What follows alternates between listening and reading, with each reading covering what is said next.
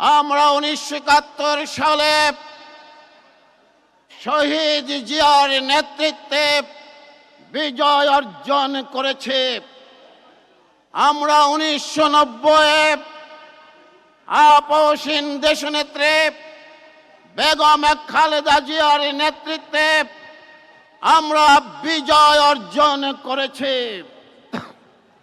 আমরা 2024 সালে আমাদের প্রিয় নেতা জনাব তারেক রহমানের নেতৃত্বে ফ্যাসিস্ট হাসিনাকে বাংলাদেশ থেকে বিদায় করেছে এবং বিজয় অর্জন করেছে।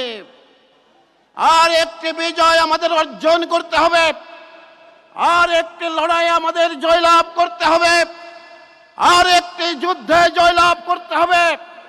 আর সেটি হচ্ছে আগামী 12ই ফেব্রুয়ারি জাতীয় নির্বাচনে ধানের শীষকে সারা বাংলাদেশে ভবিষ্যতের নিরাপদ বিনিয়োগ হোক বিশ্বস্ত। আর আমার পছন্দ সল্টবে। Welcome to সল্টবে।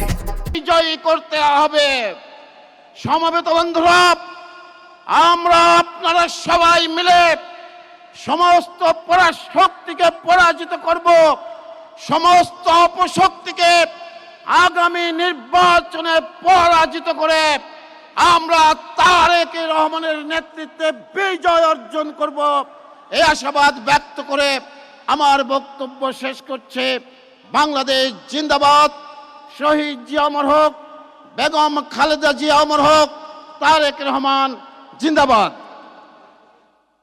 প্রিয় সমাবেশ, বক্তব্য রাখার জন্য অনুরোধ জানাচ্ছে বাংলাদেশের সর্ববৃহৎ যুব সংগঠন, উপমহাদেশের সর্ববৃহৎ যুব সংগঠন বাংলাদেশ জাতীয়তাবাদী যুব দল কেন্দ্রীয় নির্বাহী কমিটির বিপ্লবী সভাপতি, যুব সম্রাট, যুব সমাজের আইকন, যুব নেতা আব্দুল মোনায়েম মুন্না।